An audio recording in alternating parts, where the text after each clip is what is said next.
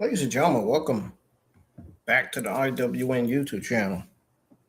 This is your Monday Night Raw, July the 13th, 2026 review. This will be the last Monday Night Raw review for this week, and then we'll be going back to Monday Night Raw watch parties. We'll be going back to doing Monday Night Raw watch parties plus results, live streams starting next Monday night. I can't wait. Because next week, I think next week is the Monday Night Raw SummerSlam Go Home show. I'm not sure. I don't know if it's next week or the week before next. Or the week after next. I don't know. But anyways, thank y'all for tuning in, for joining me tonight. Hit the thumbs up, subscribe to the channel if you're new. Share the stream on all social media platforms. Spread the word. Tonight, invite people to join the live chat. Let everybody know I'm live for a review. I'm going to go over everything that went down on the show tonight. Yes, I watched the clips. I watched all the clips coming out of Raw tonight. I pretty much watched the entire show.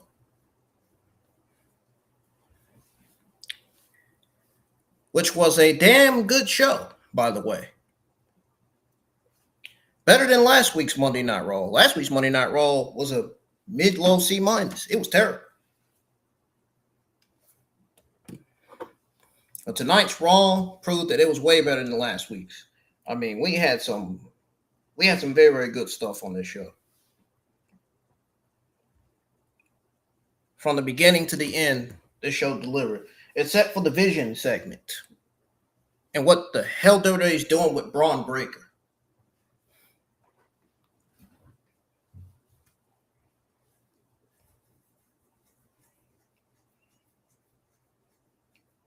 And honestly, we done seen, I don't know why they booked Royce Keys versus Jimmy Uso. We done seen this match too many times already. Way too many times. They booked it on SmackDown, and then all of a sudden, you mean to tell me they decided to book this match tonight? I don't know what on earth kind of sense that makes. I mean, it was a mid-average tag team match. I mean, mid-average one-on-one match. But we didn't need it on the show. Nobody asked for that match. Yeah, we asked for the rest of the stuff, but we didn't, you know what I'm saying? I didn't understand that. I do got some WWE news on Stephanie, my number one favorite WWE female superstar. We'll go over that later, a little after the review. And then I got some more WWE news to go over. And I'm going to give my thoughts on those as well, the good and the bad.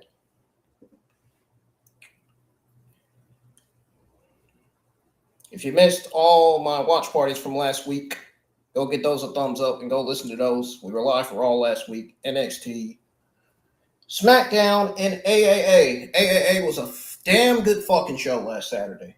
AAA and NXT both delivered last week. And now, without further ado, let's go ahead and get started with the Monday Night Raw review here. All right, folks.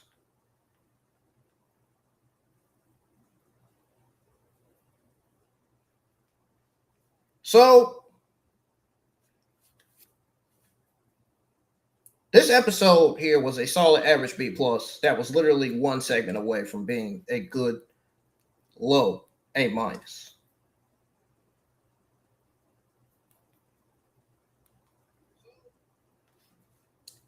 Y'all already know what segment I'm talking about because I've been screaming it on Twitter. I've been saying it in the community tab, and I'm going to say it right here to your face. Well, I ain't said it in the community tab, but I've said it on Twitter. But I'm going to say it right here, folks. Please, free Bron Breakker, man. We'll get to that. We'll get to that. Don't worry. We're going to start from the top because this show started hot. We open up with Brock Lesnar and Paul Heyman. And Paul comes out talking about a restraining order against Oba Femi. Like that piece of paper is going to stop that man. Woo!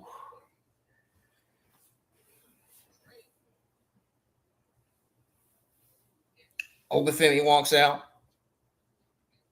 Taking my time tonight, man, because this was a hell of a good show. No music, no fear. He proceeds to lay out the entire Dallas police force. I don't want my audio to skip either. Live chat. Not one, not two, the entire squad.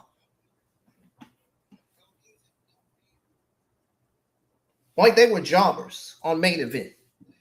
Oba got in Brock's face and said, I'm ending this at SummerSlam. I believe him. That's a main event star. That's a future world champion right there. In case anybody in the wrestling community on Twitter X didn't know. To the new ones that didn't know anyway. If you know, you know. Brock versus Oba is going to be a fight, not a match. Then we got Roman Reigns and Seth Rollins hype packages. Remember, this is audio only. I rarely cut on my camera when I do my reviews, but when I do watch parties and results, I have my camera on. Now, about this Reigns and Seth hype package, WWE knows what they have.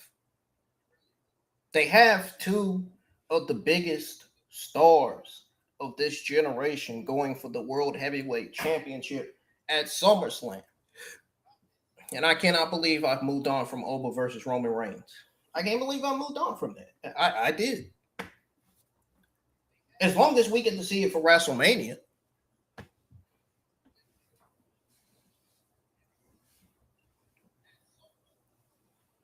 So that contract signing to close the show was one of the best things that we've seen all year. Roman telling Seth Rollins, you're not on my level. You convince the crowd you are. And then when Seth walks out, Roman hits him with, you're going to carry the belt for a few months and get hurt again, because that's what happens every single time. That's real heat. That's personal. That's year of history. By the way, this was the main event that closed the show, by the way. What opened the show was Brock and Oba Femi and Paul Heyman. We just went over that. That's what I meant by starting at the top. Roman hits him with, you're going to carry that belt for a few months and get hurt again, because that's what happens every single time. That's real heat. It's personal. That's years of history. And Seth comes back in and says, I'm glad I'm not you. And hits him with, where's your bloodline now? With a question mark before the pedigree and the stomp to end Raw.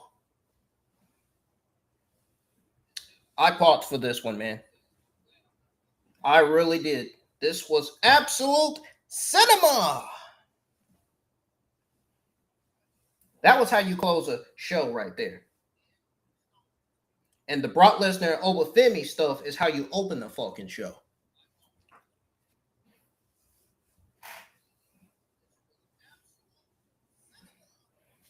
SummerSlam. It's going to be war. Banger card so far. Can't lie.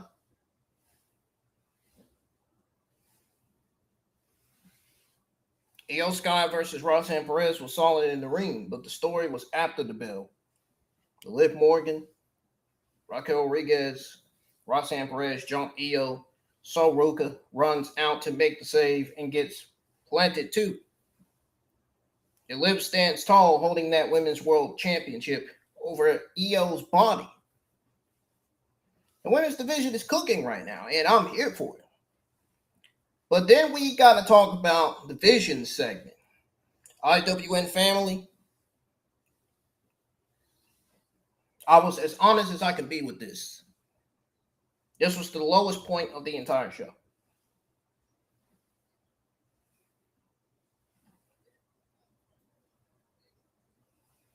And I think Jimmy versus Royce Keys was another one, but it wasn't that bad. But like, Logan Paul, Austin Theory, Maxine Dupree, and Bron Breakker came out. Alpha Academy interrupts. Tozawa says this Maxine attitude is out of character. He's right. Otis from the heart tries to confess to Maxine. Theory cuts him off. Mocks his looks. Says people like you don't end up with people like her. That's heat. But then Otis pulls Theory over the top rope. Breakker spears Tozawa through the broadcast table.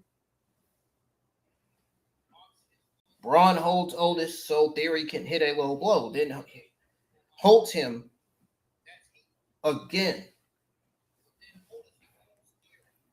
for breast knuckles.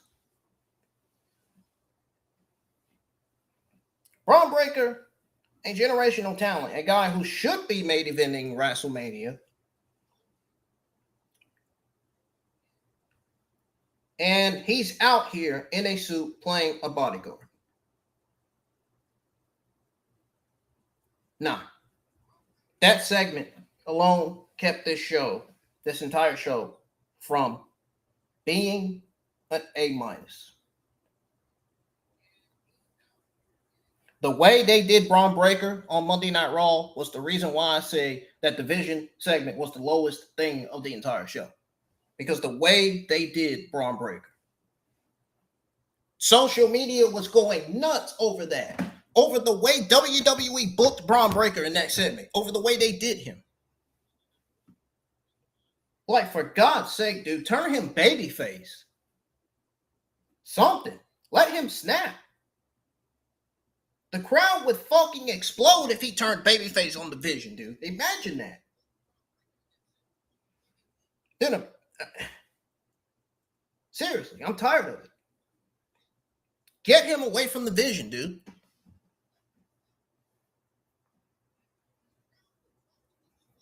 Meanwhile, Royce Keys versus Jimmy Uso was a mid-average C+ impromptu match. Jimmy dumps Keys on the announce table. Then we go to break. Jacob Fatu shows up. DQ finish. Chair shots. Then Solo comes out. Tease is rejoining the Bloodline. Puts the 1 up. Then spikes Jimmy.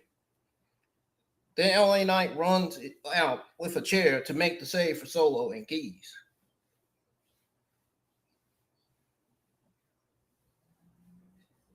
Bro, let me just rephrase exactly what I said on Twitter X. With a question mark. Did we not just see this exact same thing on SmackDown last week? This exact same match between Royce Keys and Jimmy? And last Friday night, Royce Keys was fucking wasted. He lost. Although I am excited for the 6-man tag match, Jimmy J and Jacob Fatu versus Solo, Knight, and Keys. That's going to be some kind of banger. We'll have to see when SummerSlam gets here. But please, we do not need LA Knight in this Bloodline business every single week, dude. It's stall, it's boring, it's nauseating. They need to get LA Knight a new program if they really want to push LA Knight. They really want to give LA Knight that push they deserve. If LA Knight really wants them to push him, let him cook, man. Stop wasting Royce Keys, too, man. I'm tired of them wasting this guy. This guy deserves so much more than what he's getting. Like, come on, creative. Be for real here.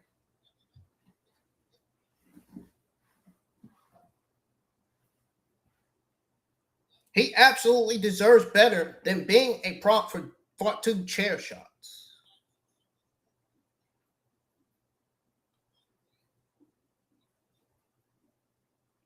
Now, the stuff that saved the show.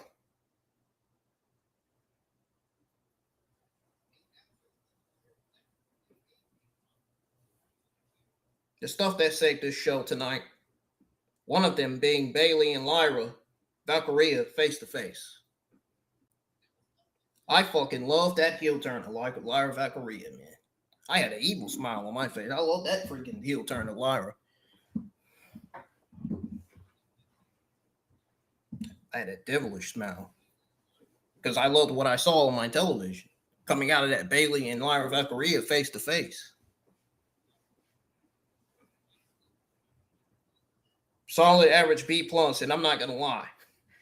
This version of Lyra, she came out looking dissolved, unhinged, and she eviscerated Bayley, man. You're not a locker room leader. You're a doormat. You drag everyone down. You're the worst of the 4 horsewomen. I was yelling at my TV. Bayley fired back. She said she's going to beat Lyra's ass at Madison Square Garden. Made it official for a Saturday night main event. Adam Pearce did anyway. And then Lyra hit her with the Bayley to belly.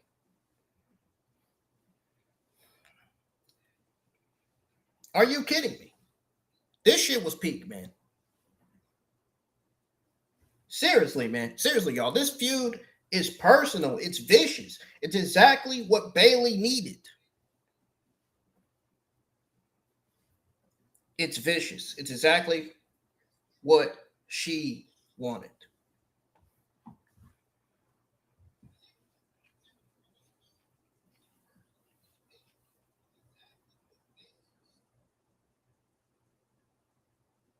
Exactly what she wanted, dude.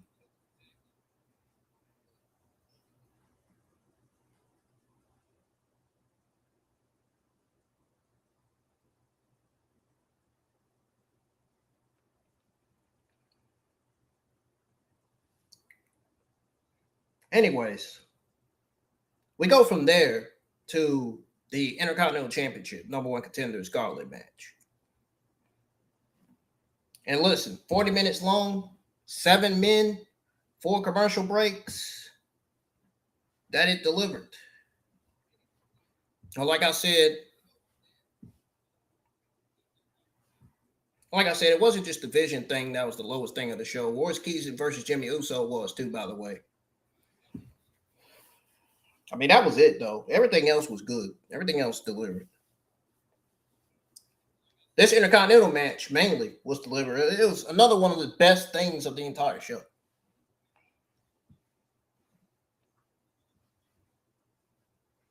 A 40-minute long match is just what these guys needed, honestly. 7 men, 4 commercial breaks. It fucking delivered. Sky high, like, for real.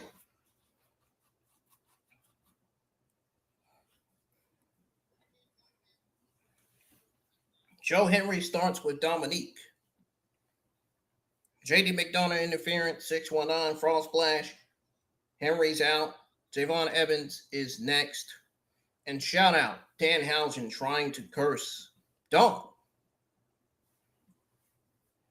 And the spark shoot out the wrong post. I was crying, laughing.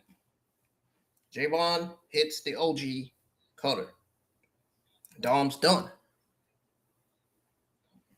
Dragon Lee's next. Javon is on fire. Then we got him diving on the timekeeper's area. Hitting back-to-back insane spots. He pins Lee.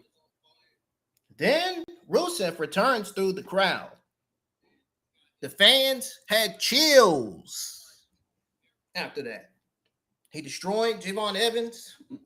Another reason why they had chills. Then Javon Evans kept on fighting. Almost powers out of the accolade twice before passing out. Javon Evans was the MVP of the match. No question about it. Then Chad Gable comes out. Eyes get raked. Victory roll for the pin on Rusev. Then Ethan Page is last. Gable survives. He hits the ankle lock. Page taps. Right decision. This was a very, very good decision, man. And especially having Chad Gable win to go for the IC title. He deserves that IC title shot after that Mass vs. Mass Classic he had with El Grande Americano back in May of 2026. Banger of a fucking match. Real storytelling right there. Real ending to that.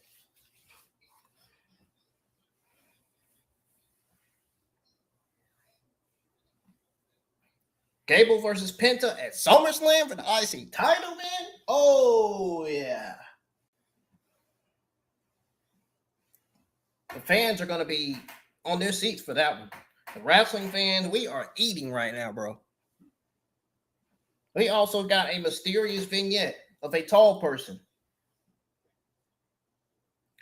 Guess who the tall person was? Big Cass. Big Cass will be making his debut. He'll be making his WWE return in August. It was teased in August he'll be making his return. So that was who was in the vignette, in case anybody didn't know. Enzo will probably return with him. I wouldn't be surprised if he does. Soft. Back in the NXT Black and Gold days, that's what they were. That's what their team name was.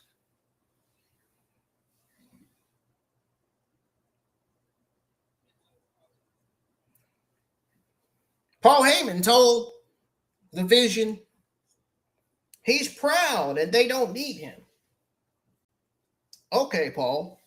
Oba and Adam Pearce had a backstage segment too, setting up more SummerSlam tension. Yep, set up more SummerSlam tension. So overall, man, Monday Night Raw, Season 2, Episode 27, it was a solid average B+. Best parts of the night, like I said, Lyra Bayley face-to-face, IC Gauntlet match, Roman Reigns Seth contract signing. Everything else was a solid B. Really, the only ill was the vision segment, all because of how they're booking Bron Breakker on the show. How? Because the way they booked him in that segment, dude, it didn't make him look right. It didn't. I bet fans are still complaining about that online, rightfully so. Rightfully so. I don't blame them.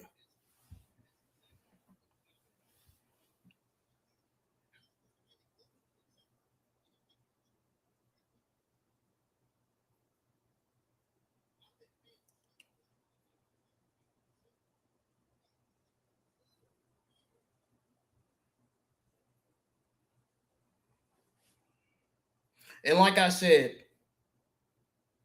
Jimmy Uso versus Royce Keys was another low for me.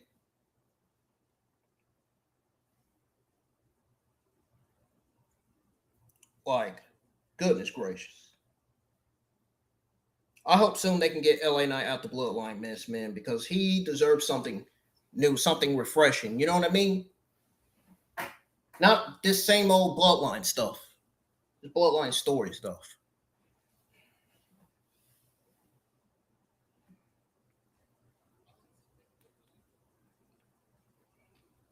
Well, that's the review, folks. Now we're going to turn our attention to the WWE news that we are going to be going over.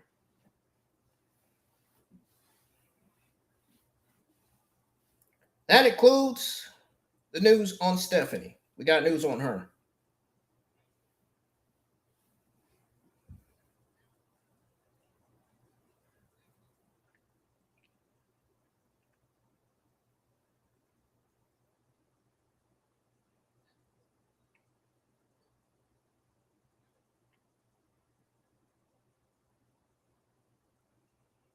I seen the news article. I seen it floating around. So I figured, why not? Why not go over the news on Stephanie and get my thoughts on it? My thoughts, the good and the bad on it. So I find it in my notes.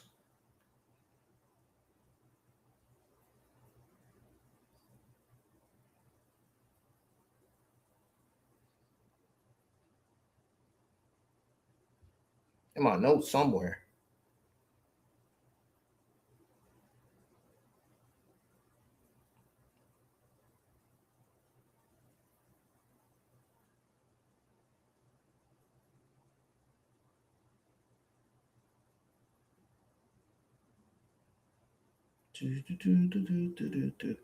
Hold on, folks. Give me like 3 or 4 minutes. I gotta find this.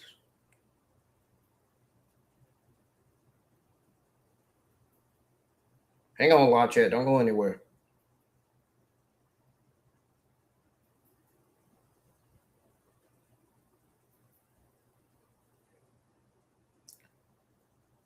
There it is. There it is. I found it in my notes here.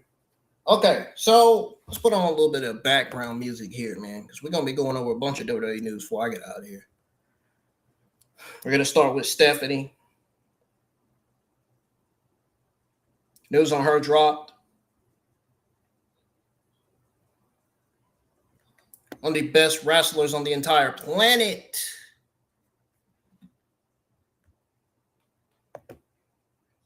Her SummerSlam status. Her SummerSlam status. And eventually after I had my thought, hopefully good, maybe a little bad, you know what I mean? But mostly good though. Okay, so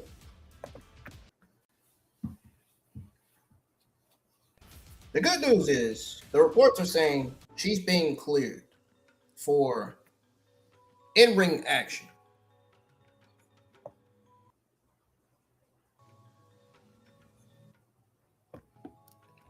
And WWE is protecting her return for a big bone. Live chat, IWN family, there is no bigger moment than SummerSlam. Period. Period. Stephanie has been out for a few weeks now. Feels like she's been out for 2 months. Yeah, it sucks not seeing her every Monday because she's box office. She's got that aura. She's got that lucha style mixed with that main event presence, if you know what I mean. That's Senorita Bonita right there, man. Holy shit. Anyway. Oh, my holy. The women's division feels like it's missing that spark without her. The division's been dead without her. I'm going to be honest. The SmackDown division is dead without Rhea Ripley in the women's title. The bad part is we haven't seen her, and we don't know if WWE is going to pull the trigger at SummerSlam or if they're going to hold her until after, maybe for Bash in Berlin or even Clash at the Castle. But I'm telling you right now, they cannot wait. I'm sure. You do not keep a star like Stephanie on the shelf when your Women's World title picture is being held hostage by Liv Morgan. And I said what I said because Liv Morgan's reign has been fucking boring. Yes, I said it. I may not have said it like JD, but I said it to speak the truth. It's been dirt sheet. It's been run-ins. It's been Raquel and Roxanne doing all the work while Liv holds the belt and cuts the same promo every week. The crowd is not reacting to Liv like they were last year, like they used to anyway. It's stalled, dude. It's tiring. It's time for a change. Been saying it for months and months and months, man. And that's where my booking comes in, IWN family. Because if WWE is smart here, and I know Triple H and Creative, they're listening. They have to be listening. Because why would they not be? You bring Stephanie back at SummerSlam and you have her cost Liv Morgan the Women's World Championship match. I don't care if it's IYO SKY versus Liv. Dude, I don't care if they add Sol Ruka to make it a triple threat. You have Stephanie come through the crowd or through the entrance, slide in the ring, hit Liv with the Devil's Kiss or something, or the Dragon Screw, into the package power drive or whatever she wants. And you cost Liv the title. That gets the big pop of the night. That gives Stephanie over as a main event babyface. Instantly, without saying a single word. Now, I wouldn't be surprised if Stephanie turns on IYO SKY at some point. Because there are some Stephanie fans out there that want to see Stephanie as a heel, and I want to see her as a heel too. But I still want to see her as a babyface some more. So I think her coming back as a babyface would make more sense right now. I think we need to wait at least for like 2 or 3 more months before that heel turn can happen. Or maybe it could happen after WrestleMania, on WrestleMania. Dude, can you imagine if she turned heel at WrestleMania, dude? Holy shit, that'd be the most shockingest freaking moment in WrestleMania history if Stephanie had turned heel. I think at WrestleMania she needs to turn heel. I think that's the place for her to turn heel, honestly. I think, personally.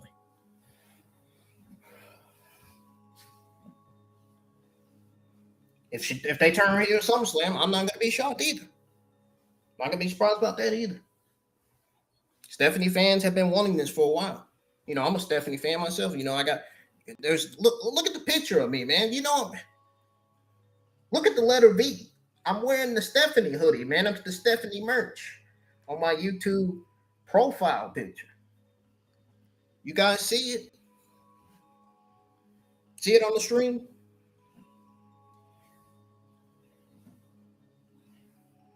That's how you know I'm a huge fan of Stephanie. Look at what I'm wearing. But Jesus Christ, her coming back as a face to continue her baby face run on the Raw. I mean, I don't think WWE's ready to turn her heel. I don't think they'll be ready. Like I said, I don't think they'll be ready to turn her heel till WrestleMania. Like I said, but it gets Stephanie over as a main event babyface instantly without saying a single word. And who benefits? IYO SKY. I mean, IYO SKY becomes the new WWE Women's World Champion. Will her first title defense be against Becky Lynch? Does anybody want to see Becky Lynch versus IYO SKY? I mean, I'm just asking.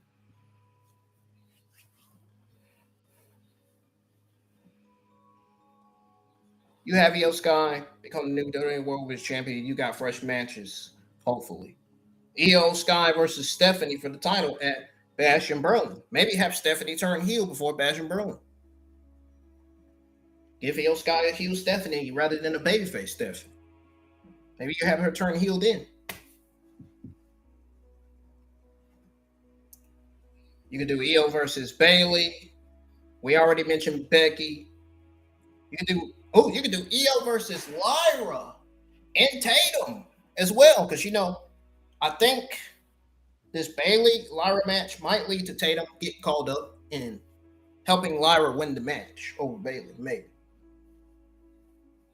I think Tatum actually has a chance of making her debut at SummerSlam. Maybe. IYO versus Sol Ruka, that would rock too. The division opens up. Dead division, but it still opens it up. Well, it won't be dead since IYO SKY will be the Women's World Champion. It won't be entirely dead.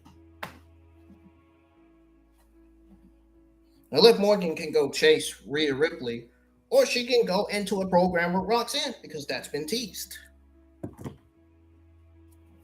Or they could move her over to SmackDown. And that'll give her some fresh faces to feud with. If they move Liv Morgan over to SmackDown.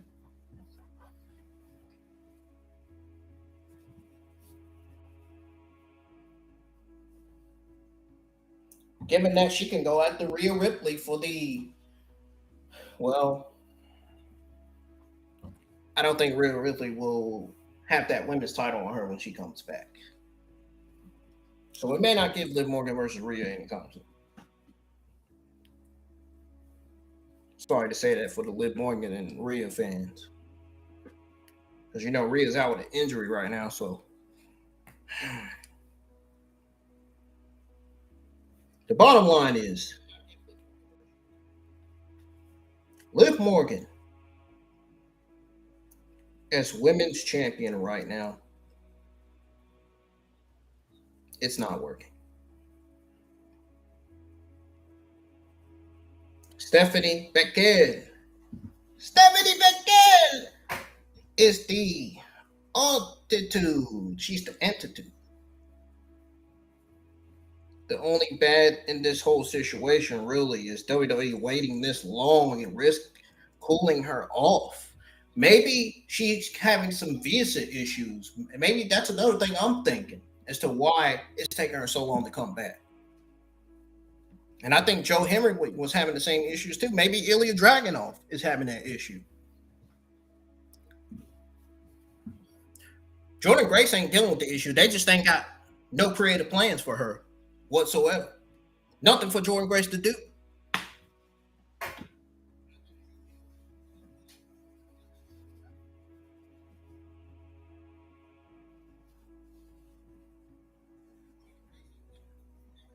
At the end of the day, you can't let a star like that sit at home when she's healthy.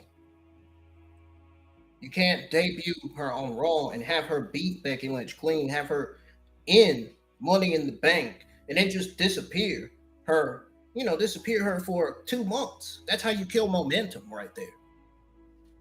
If she comes back at SummerSlam, always forgive her. Trust and believe me. Imagine the roof coming off that building in Cleveland, or where SummerSlam is the year. Chat, when her music hits and she's walking down that ramp, no knee brace, no hesitation. She's staring a hole through Liv Morgan. That's a WrestleMania moment at SummerSlam. That's how you make a stall. So Triple H, if you're watching this review, man, I don't know if you are or not, but please do the right thing, dude. Stephanie return at SummerSlam, calls Liv Morgan. IYO SKY wins the World Women's Championship, and we move on from this boring Liv Morgan reign. IWN family, my YouTube subscribers, my Twitter X followers, am I right or am I wrong? Chat, let me know. Do you want Stephanie back at SummerSlam, or do you think they should wait? But I'm telling you right now, the time is up. The time is now. Her time is up. Her time is now.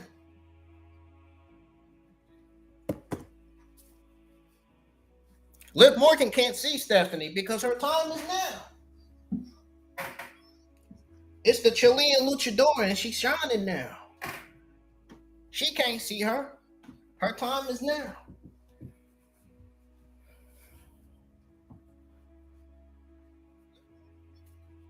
No, but seriously, though. Stephanie's my number one favorite for a reason, man. She's the future. The future is now. Let's go. Let's go, man. Let's get her back on TV. Us Stephanie fans been wanting this.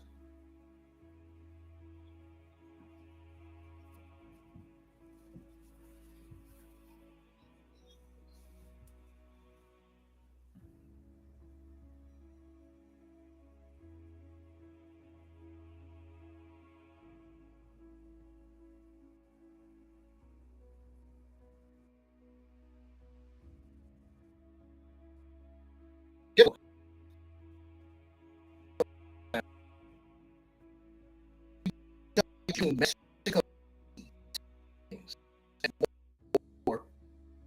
live events. So during a recent Q&A, Joey folks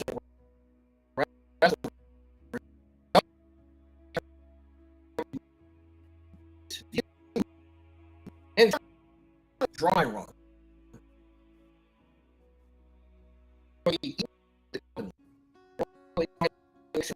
For LE and in 2028.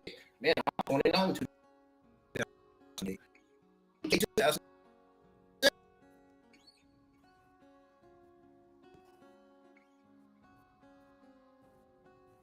Yeah, I got that right.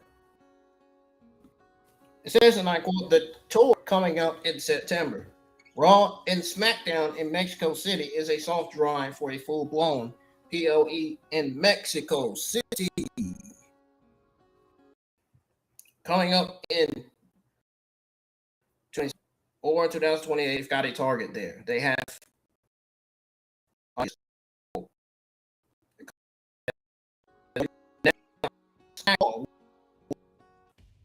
in Mexico City as part of their tour. Ooh.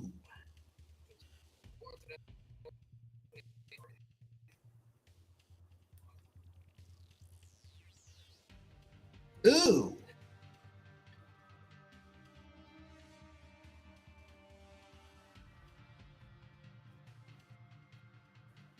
Let me get it again. I had to pause. Oh, I seen the book.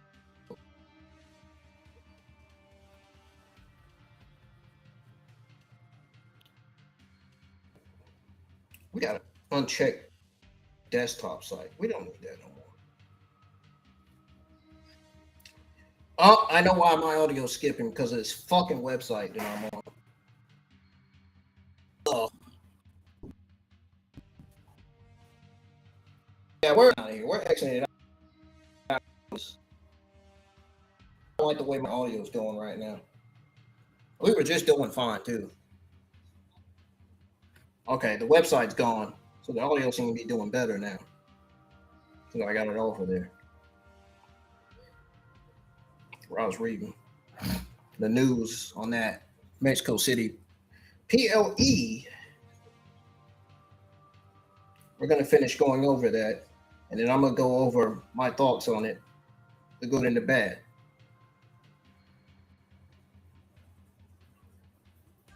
Okay, so company has already announced that SmackDown and Raw will both take place in Mexico City as part of its set tour. But according to those shows,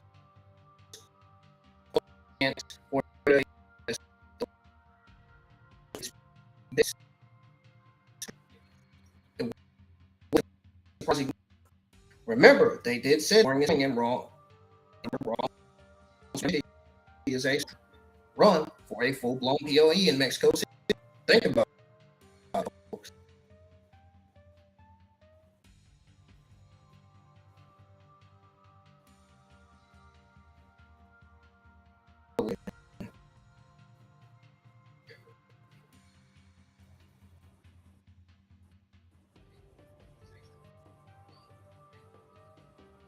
Okay, I'm going to say this one last time. This will be the last time I'm saying this. If it skips again, I'm just going to forget it. I'm just going to forget about it.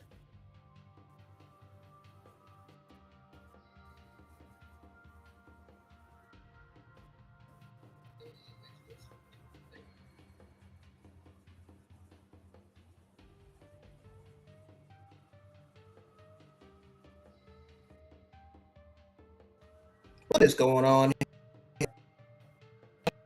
Stream loading like this.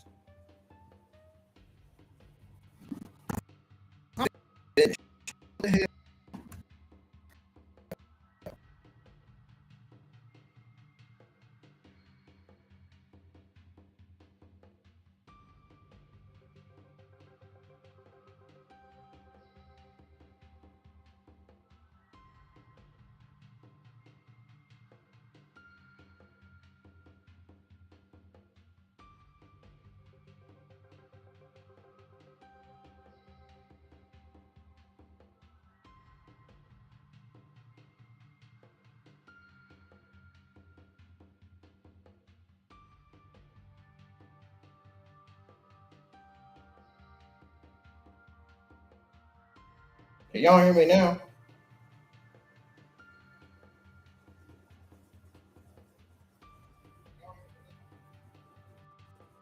Okay, so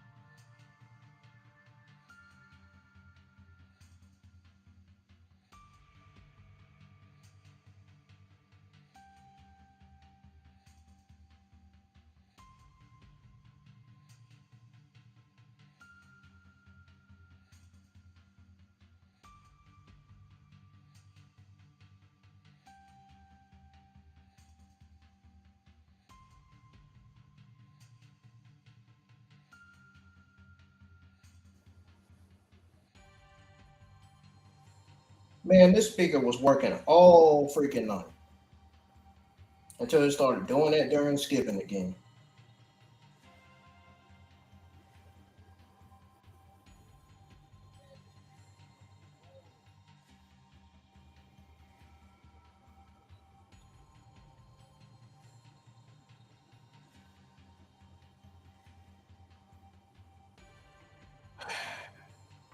I hate when it does that.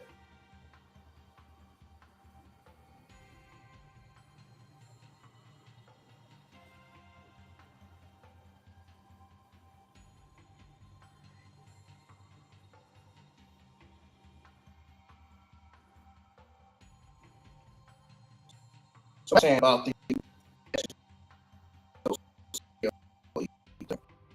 I got to pull it back. I had it on here.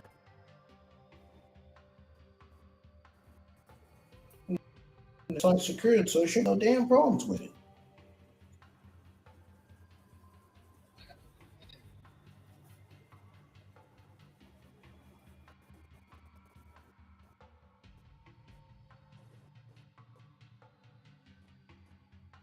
happening, bro?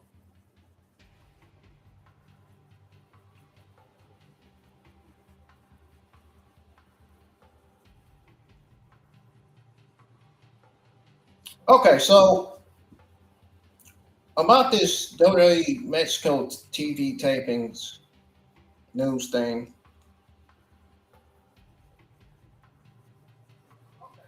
I'm gonna repeat myself again because I know y'all didn't hear it. So, like I said, during the recent Q&A, Joey Votes or Wrestle Votes revealed that WWE's September trip to Mexico is viewed internally as a soft run for an even bigger show.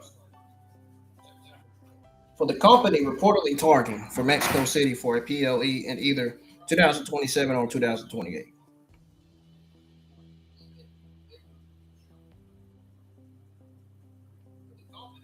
The company has already announced that SmackDown and Raw will take place in Mexico City as part of its September tour.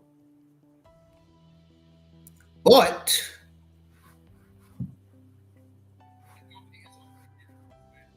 according to WrestleVotes, those shows could also be a change or a chance for WWE to test the waters, for WWE to pretty much test the waters before bringing one of its biggest events to the country. It wouldn't be a surprising move. Over the last few years, WWE has aggressively expanded its internal schedule, taking major events all over the world. Now, Mexico has long been one of wrestling's hottest markets, and after WWE's growing relationship with AAA, a premium live event there feels more realistic than ever. Nothing has been officially announced beyond this year's television tapings, but if this report is right, well, WWE's biggest show in Mexico may only be a matter of time.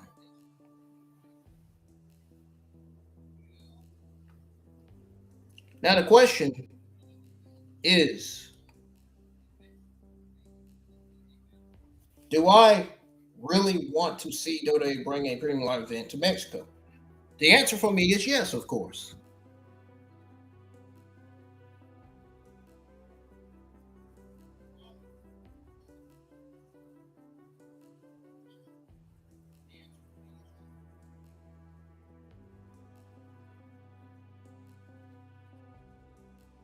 And I'm going to explain why.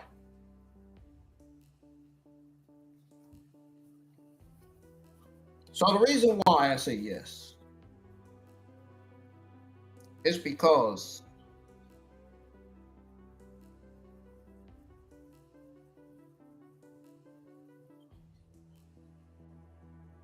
it's because it's long overdue. And WWE is sitting on the gold mine. They know it.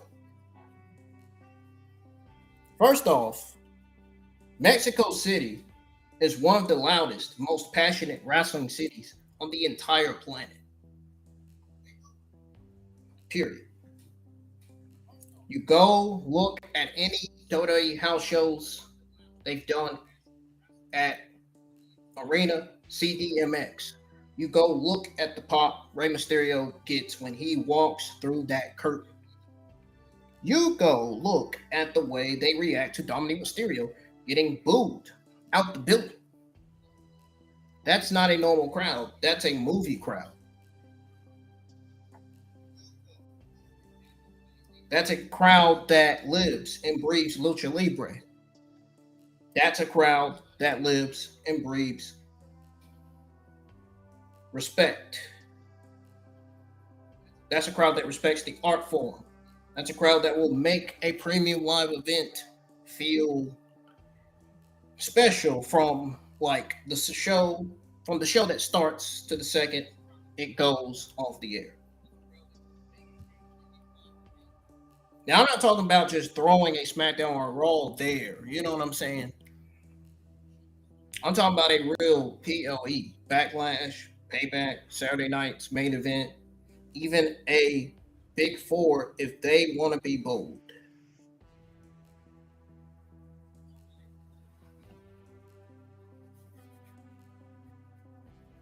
Because Mexico City deserves that. Second, the talent roster is perfect for it right now. You got Penta as Intercontinental Champion. Mexican star who is over as hell. And the crowd would love their minds. They would lose their minds. They would love if he walked out in Mexico City with that title. Got Dragon Lee, who is criminally underused. But the second his music hits in Mexico City, the root is coming off.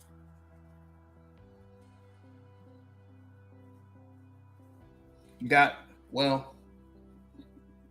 Angel and Berto, guys who can go out there and tear the house down with the lucha style the fans grew up on. You got Stephanie, who was from Chile. But the Mexican fans have adopted her like their own because she represents Latin America with pride, and she's a main event star. Imagine Stephanie walking out in Mexico City for a women's world title match at a POE. That's a WrestleMania moment. Then you bring in Rey Mysterio for one more big Mexico City match, maybe against Dominique in a match versus hair match. I don't know. Or a one-on-one match. Telling you, that building would be shaking. I mean, it's not just the Hispanic stars. You think Cody Rhodes doesn't get cheered in Mexico. You think Roman Reigns doesn't get booed in Mexico. You think Brock Lesnar doesn't feel like Godzilla when he walks out there. The energy is different.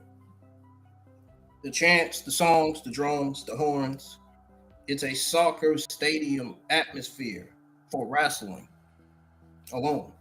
And WWE has never given them a real PLE to show the world what they can do.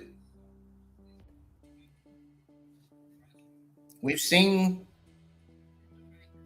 Puerto Rico. We've seen Puerto Rico.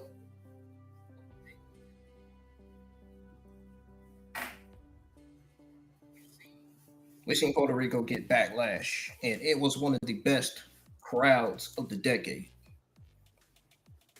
Y'all thought I was about to say Puerto Riqueño. Puerto Riqueño. Nah, I wasn't gonna say that.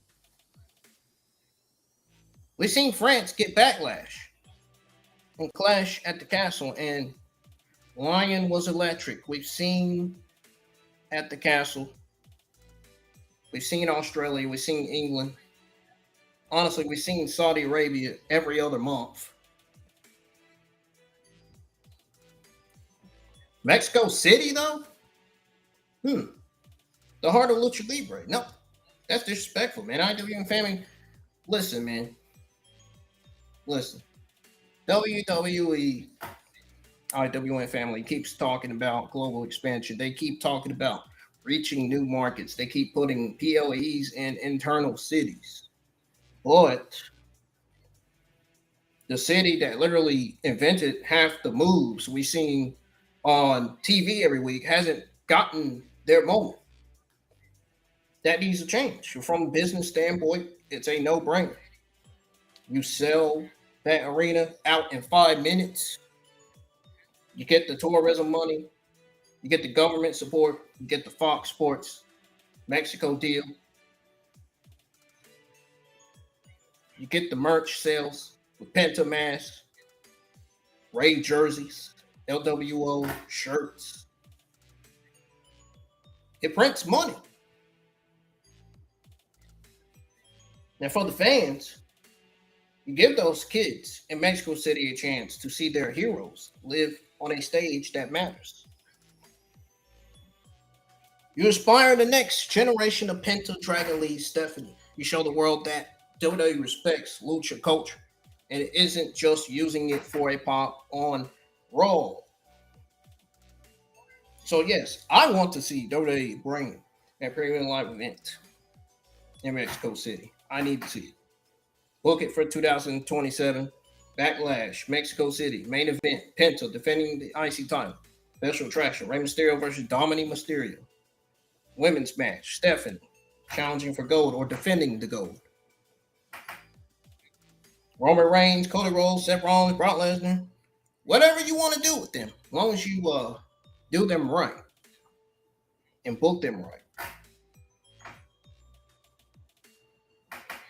But give Mexico City the show they deserve. Give them the show they deserve. Give them the POEs that they deserve. And I'm telling you now, it'll be one of the loudest, most viral POEs in WWE history.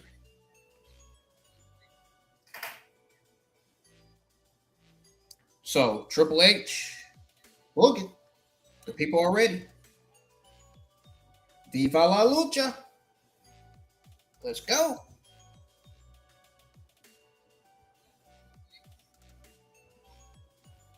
Y'all need to spam that in the live chat for real. No, I'm just kidding. Anyways, I think that's all of the WWE news I have. I'm about ready to get out of here anyway. About ready to end the stream.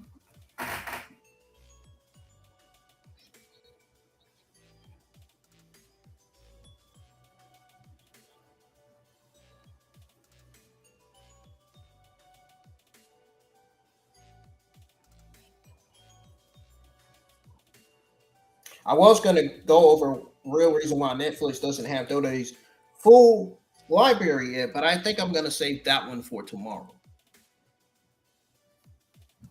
We're going to talk about that, my thoughts on it, and the good and the bad.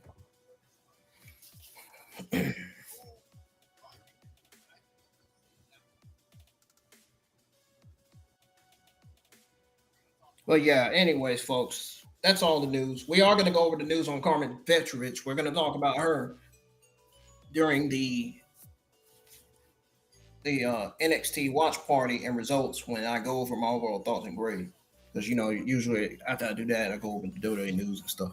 So we'll go over the WWE news on Carmen Petrovich tomorrow night. And the real reason Netflix doesn't have WWE's Raw full library yet, because I'm sure people want to know that.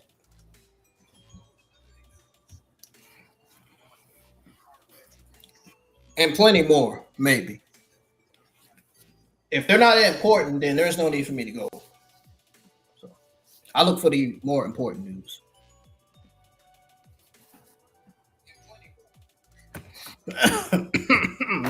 Yeah.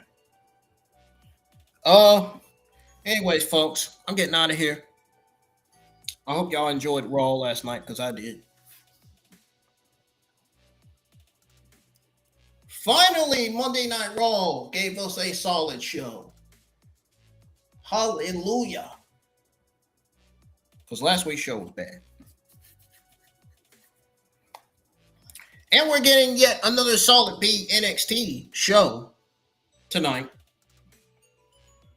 The card, we have the NXT Women's #1 Contenders match. It's a triple threat. Skylar Armstrong versus Lola Vice versus Kalani Jordan. And we got Zarya defending her NXT North American Women's Championship against Layla Diggs. And that's not all. That is not all. That's not the only two matches on the card. Vanity Project will be defending their tag team championships against Dorian and Sean Legacy. Tate Wilder will be going one-on-one with Evil. Tate Wilder is not winning this match.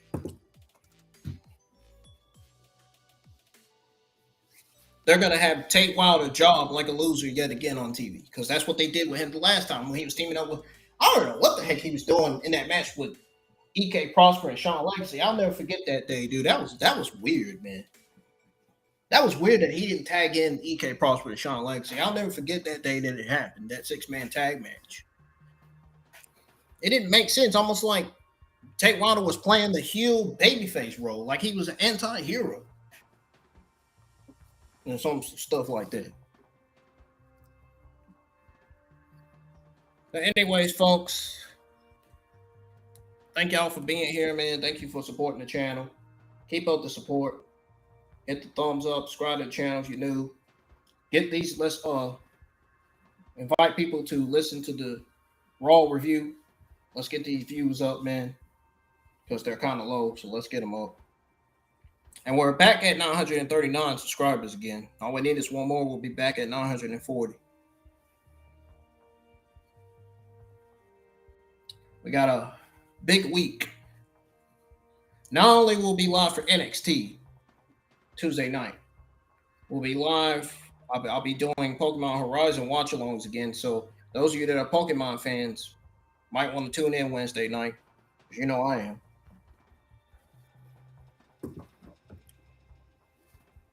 I'm gonna be watching episodes 13 to 16. So we'll be live for the Pokemon Horizons watch party and results Thursday night, not Wednesday night. Wednesday, I got night off Wednesday.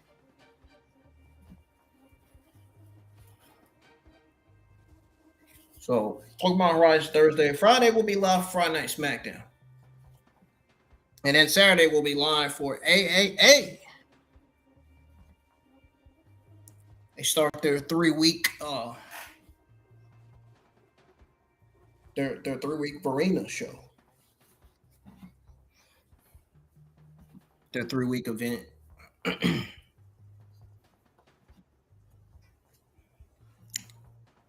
Before that, we'll be live for Saturday Night Main Event first, and then we'll be live for AAA.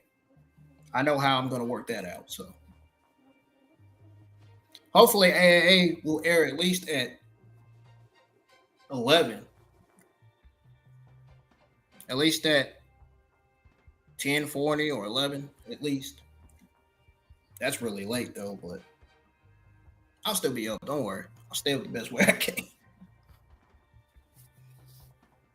So we got Saturday Night Main Event and AAA Saturday, both streams. So I'll be doing two watch parties that day. And Sunday's my usual night off.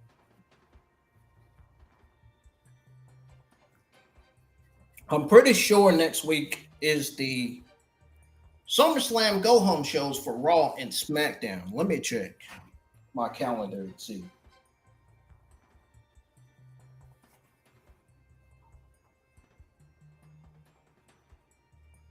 No, it is not. It's the week after next. I kind of figured that. Because I was like, either it's next week or the week after next.